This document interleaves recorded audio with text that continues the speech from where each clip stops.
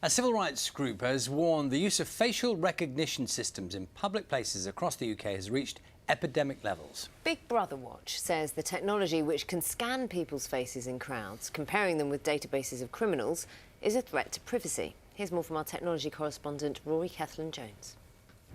The King's Cross development in London has shops, offices and an art school, and this week the site's owner confirmed that cameras using facial recognition technology are scanning visitors. Now, Big Brother Watch says it has uncovered other examples of where the controversial technology is being used. The Meadowhall shopping centre in Sheffield has confirmed that it used it last year in 2 trials with South Yorkshire Police, one lasting 2 days, the other a month. And Liverpool's World Museum used facial recognition to scan visitors to an exhibition about China's terracotta warriors.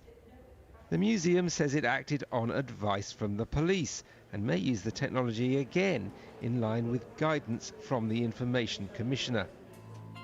Big Brother Watch is calling for a ban on its use in public spaces. The data watchdog has now launched an investigation into the use of facial recognition at the King's Cross development and says it's deeply concerned about the growing use of the technology.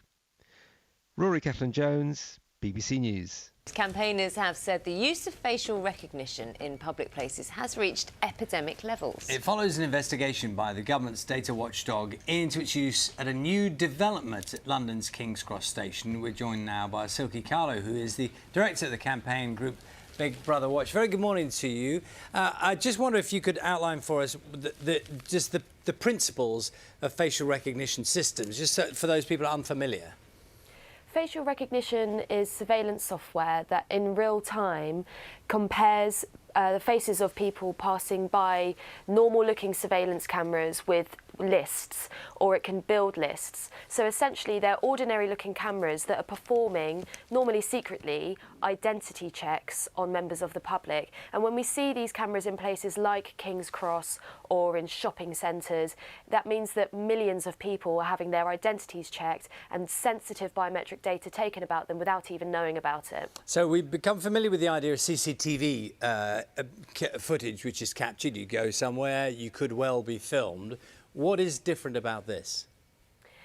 It's light years away from ordinary CCTV. What's happening with live facial recognition is that you're having a biometric identity check, a bit like you do when you go through a border, for example. So the use of live facial recognition cameras is a bit like putting in place a fingerprint checkpoint or a DNA checkpoint.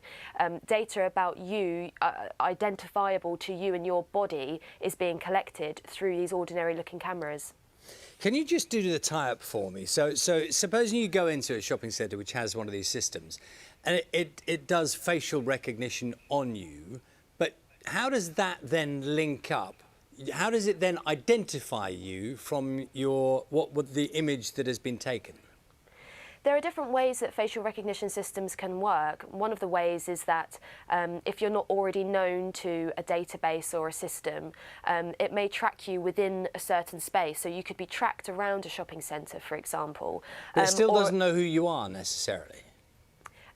It may not, no, but one of the disturbing things about what we found in our investigation is that there's a significant private police partnership in doing this. So in 2 of the major shopping centres that have been using live facial recognition, they've been fed photos from the police, but at the same time the shopping centres will have their own photos that could be of people who might be suspected of being shoplifters or of being troublesome in some way, but who actually aren't convicted.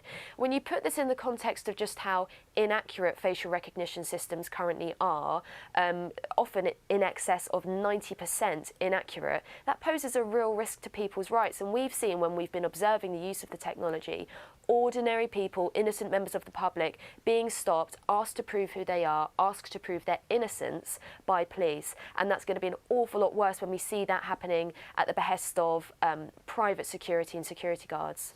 So is that the worst of what can happen? well, the worst of what can happen really is just down to the imagination. In the US, there have been cases of people who have their lives turned upside down when facial recognition has been used to implicate them in a crime that actually they were not involved with whatsoever due to the accuracy issues. And there's really good steps being taken in the US in several districts where legislators are passing bans on the technology or just pausing use of the technology to take a proper look at whether this should be used, and if so, how it should be used. Yeah, you will be well aware of the argument that if you've done nothing wrong, you've got nothing to hide. What's the problem? I mean, I don't think the argument really applies here because we have a really authoritarian technology that on a mass scale surveils people, collects sensitive data, and really poses a risk to the fabric of British life, I think. We're talking about mass surveillance on an enormous scale, potentially. In any democracy normally, none of us expects to be subjected to an arbitrary identity check, and we don't expect to have our private lives interfered with unless we've done something wrong. Live facial recognition turns that principle on its head and says everyone's a suspect, everyone will have their identity checked, and you may even have to prove your innocence.